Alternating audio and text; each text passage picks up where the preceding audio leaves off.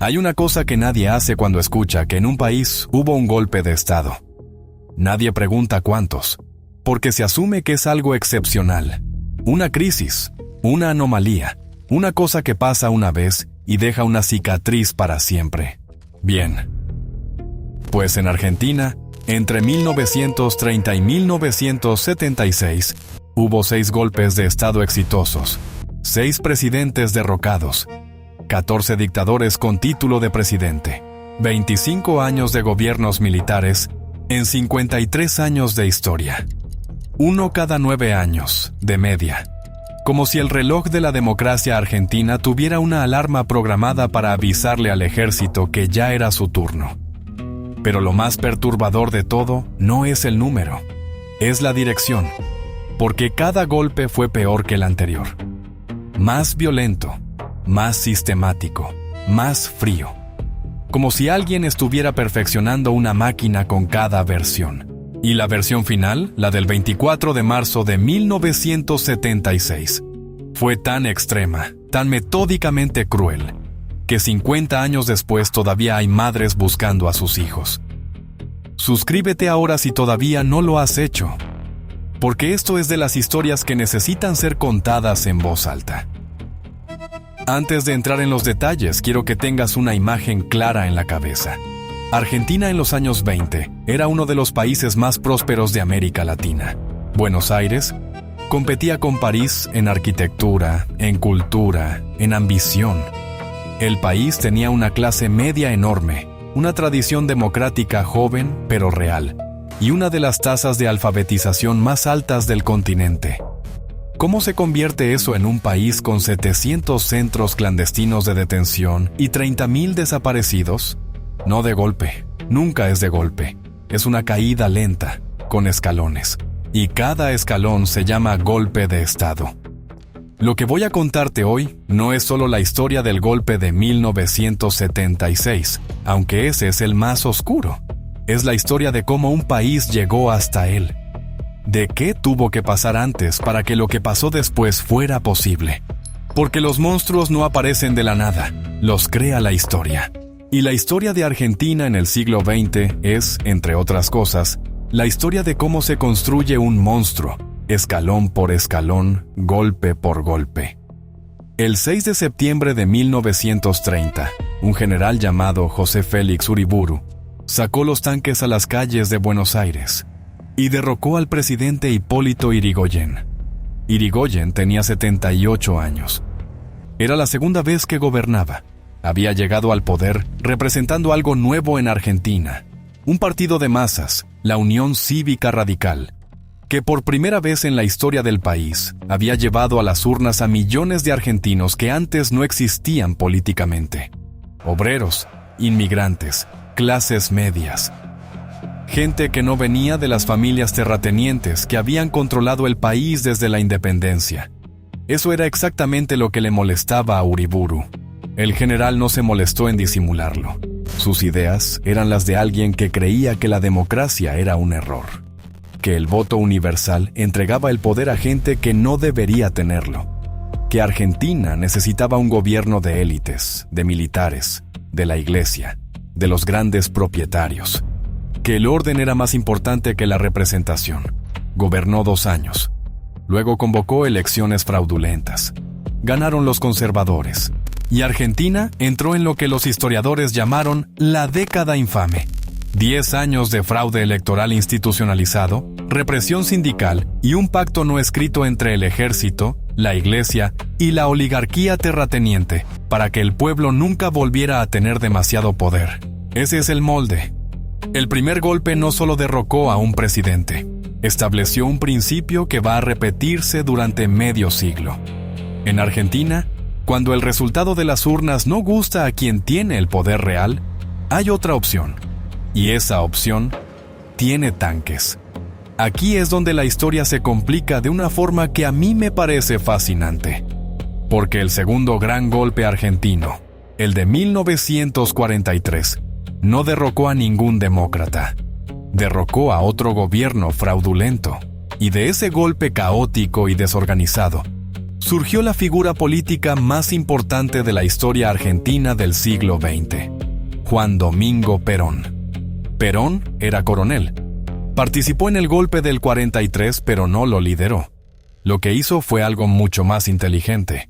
Pidió que le dieran la Secretaría de Trabajo, un cargo menor, un cargo que nadie quería. Y desde ahí construyó un movimiento político que sacudió a Argentina durante décadas. En 2 años, Perón negoció cientos de convenios colectivos, subió salarios, creó el sistema de jubilaciones, estableció la jornada laboral de 8 horas, las vacaciones pagadas, el aguinaldo. Cosas que en muchos países europeos todavía eran una conquista reciente, y lo hizo en Argentina en 1944. Los sindicatos lo adoraban. La clase obrera lo veía como uno de los suyos. Los terratenientes y los militares conservadores, en cambio, lo veían con creciente alarma. Un hombre que acumulaba ese nivel de apoyo popular era peligroso, demasiado peligroso. Lo arrestaron en octubre de 1945. Lo que pasó después es uno de esos momentos que la historia argentina recuerda con una intensidad que no ha disminuido en 80 años. El 17 de octubre de 1945, cientos de miles de trabajadores salieron a las calles de Buenos Aires y de todo el país exigiendo la liberación de Perón. Cruzaron el riachuelo. Llegaron a la Plaza de Mayo. Y no se fueron hasta que Perón apareció en el balcón. Ese día cambió Argentina para siempre. Al año siguiente, Perón ganó las elecciones presidenciales con el 56% de los votos. Gobernó 2 periodos. Y en 1955, el ejército lo derrocó. Pero el golpe del 55 no fue solo contra Perón. Fue contra todos los que lo apoyaban. Y lo que hicieron el día antes del golpe es algo que no aparece en los libros de texto, pero que te va a resultar difícil de olvidar. El 16 de junio de 1955, aviones de la Marina Argentina despegaron y lanzaron sus bombas sobre la Plaza de Mayo de Buenos Aires.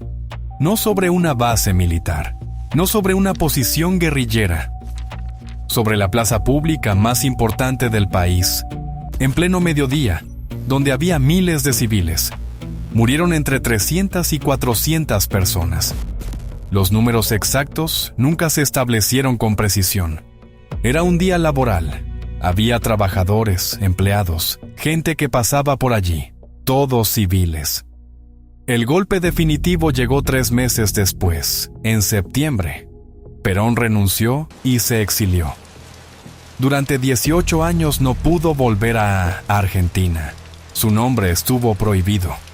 Decir Perón en público podía costarte la detención. La música que se había identificado con su movimiento desapareció de la radio. Sus seguidores fueron perseguidos, encarcelados, torturados. Y sin embargo el peronismo sobrevivió. Siguió existiendo en los talleres, en los sindicatos, en los barrios, en los patios traseros donde la gente se seguía juntando a hablar en voz baja de lo que había sido y de lo que podría volver a ser. Eso es lo que hace al peronismo un fenómeno tan difícil de explicar a quien no creció en Argentina, que sobrevivió prohibido, que 18 años de proscripción no lo destruyeron, que cuando finalmente Perón regresó en 1973, 2 millones de personas fueron a recibirlo al aeropuerto de Ezeiza, y lo que ocurrió ese día fue una masacre. Grupos armados abrieron fuego contra la multitud. Cientos de heridos. Decenas de muertos. Perón todavía en el avión, sin poder aterrizar. Ese es el nivel de violencia política en que vivía Argentina en los años que precedieron al golpe más oscuro de su historia. Perón murió en julio de 1974. Lo sucedió su esposa, María Estela Martínez de Perón, conocida como Isabel. Era vicepresidenta.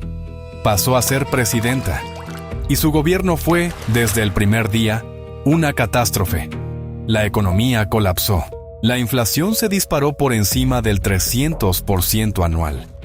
Grupos paramilitares operaban con impunidad en las calles. La violencia política era cotidiana. El país estaba roto. El 24 de marzo de 1976, los militares dieron el golpe. No fue una sorpresa, todo el mundo lo esperaba. Algunos sectores de la sociedad lo pedían abiertamente. Los principales diarios del país lo anunciaron sin disimulo. Y cuando llegó, una parte significativa de la clase media argentina respiró aliviada. Ese alivio fue el error más trágico de la historia reciente del país. Lo que los militares llamaron el proceso de reorganización nacional no era un gobierno provisional. No tenía intención de convocar elecciones en breve plazo.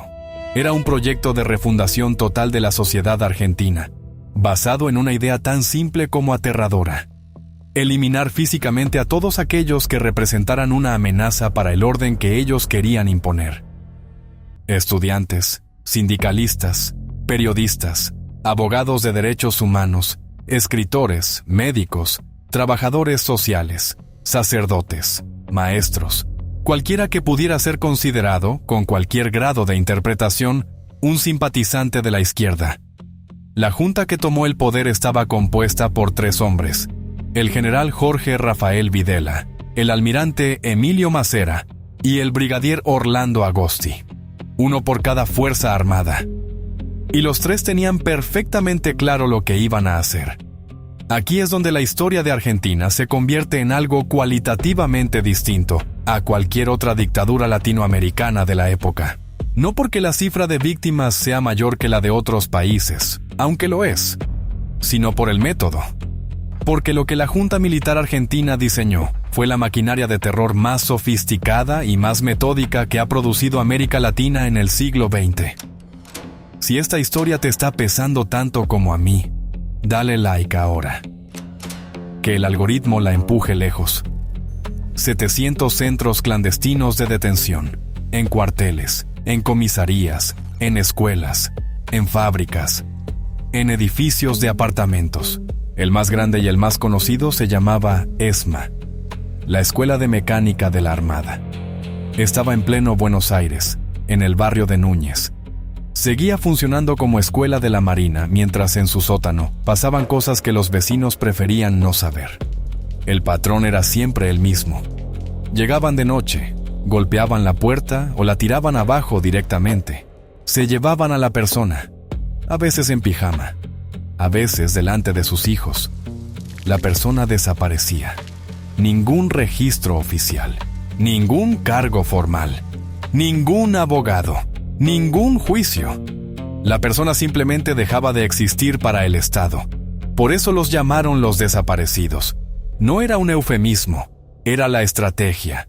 La dictadura no fusilaba públicamente, como habían hecho otras. No reconocía a sus prisioneros, los hacía desaparecer. Y sin cuerpo, sin proceso, sin reconocimiento oficial, era casi imposible para las familias saber qué había pasado. Imposible reclamar.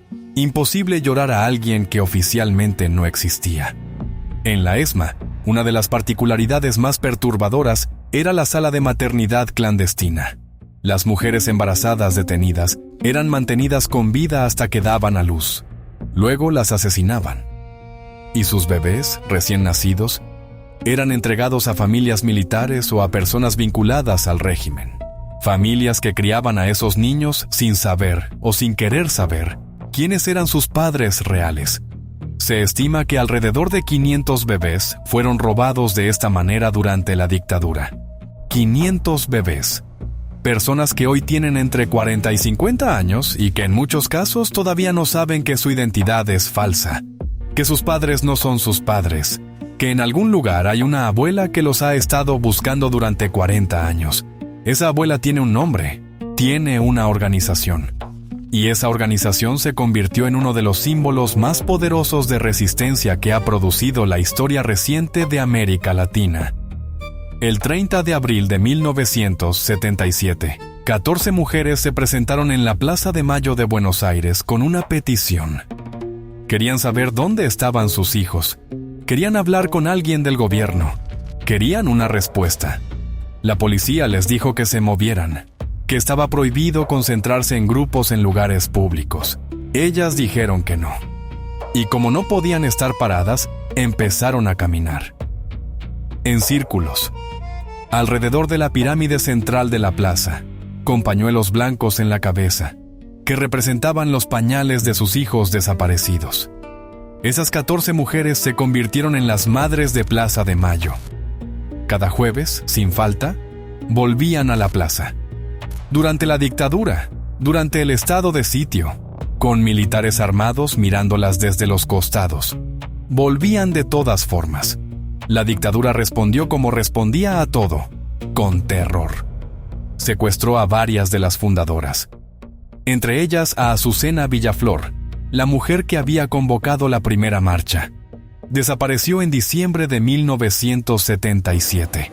Su cuerpo fue identificado décadas después. La habían lanzado al mar desde un avión, porque eso también pasaba. Los llamaban los vuelos de la muerte. La Marina Argentina tiraba a sus prisioneros vivos al Atlántico Sur desde aviones militares. Los narcotizaban primero, para que no pudieran resistir, y los lanzaban al océano. Un oficial de la Marina, Adolfo Silingo, lo confesó públicamente en 1995. Dijo que había participado en 2 vuelos, que había ayudado a tirar al mar a 30 personas, y que después de cada vuelo, el capellán de la base los esperaba en tierra para decirles que lo que habían hecho era una forma de muerte cristiana, una muerte digna. Eso dijo, una muerte cristiana.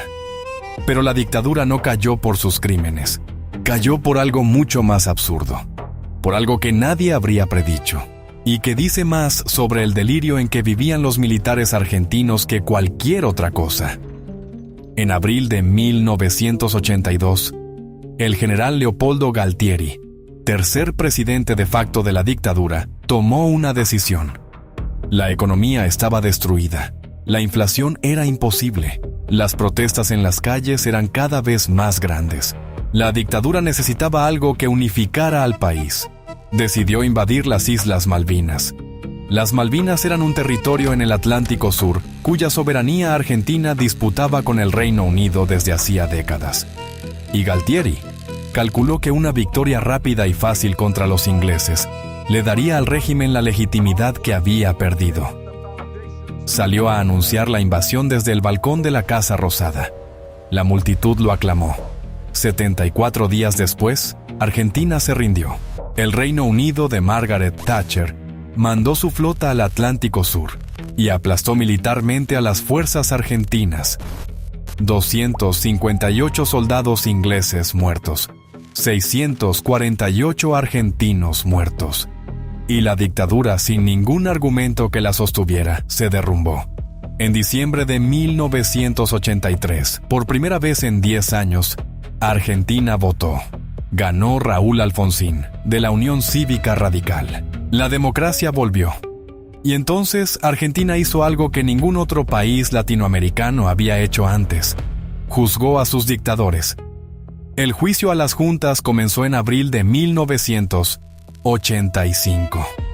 En el edificio del Tribunal de Justicia de Buenos Aires, con todo el mundo mirando, los 9 miembros de las 3 juntas militares que habían gobernado Argentina entre 1976 y 1983 se sentaron frente a sus jueces. Videla, Macera, Agosti, Viola, Lamy Dosso, Grafiña, Galtieri, Anaya, Vignone. 9 hombres que durante años habían creído que nadie les pediría cuentas. 9 hombres que habían decidido en una mesa que el Estado argentino tenía el derecho de secuestrar, torturar y asesinar a pomar a sus propios ciudadanos sin juicio, sin registro y sin rastro. Ahora, estaban ellos sentados frente a un tribunal. Y el tribunal tenía testigos. Cientos de testigos. Sobrevivientes de los centros clandestinos que subían al estrado y describían, con una precisión que congelaba la sala, lo que habían visto y lo que les habían hecho. Videla fue condenado a cadena perpetua. Macera también. Otros recibieron condenas de entre 4 y 17 años. El fiscal Julio César Strássera pronunció el alegato final con una frase que quedó grabada para siempre en la memoria colectiva argentina. Nunca más. Nunca más. Hubo años difíciles después. Hubo leyes de amnistía que protegieron a decenas de represores durante décadas. Hubo levantamientos militares que Alfonsín tuvo que sofocar. Hubo momentos en que parecía que la justicia iba a retroceder para siempre, pero no retrocedió del todo. En 2003, el gobierno de Néstor Kirchner anuló las leyes de amnistía y los juicios volvieron. Decenas, luego centenas de represores fueron condenados. Videla murió en prisión en 2013. Las abuelas de Plaza de Mayo, por su parte, siguen buscando. Hasta hoy. Han encontrado a 135 de los 500 bebés robados durante la dictadura. Personas de 40 y 50 años que descubrieron de adultos que sus apellidos eran falsos, que sus familias eran falsas, que en algún lugar existían abuelas que habían pasado décadas buscándolos. 135 encontrados. Más de 300 todavía sin encontrar. Eso merece un like y una suscripción. No para el algoritmo, para que esta historia no se olvide. Argentina es el país que demuestra, mejor que ningún otro, que los golpes de Estado no son accidentes de la historia, son procesos. Tienen causas, tienen patrones y, sobre todo, tienen consecuencias que no terminan cuando el último dictador se va. Las consecuencias duran décadas, duran generaciones, duran hasta que una abuela de 80 años todavía camina todos los jueves alrededor de la misma pirámide, con el mismo pañuelo blanco, buscando lo que le robaron hace 50 años. El siguiente video está ahí mismo, esperándote. No lo pierdas. Nos vemos.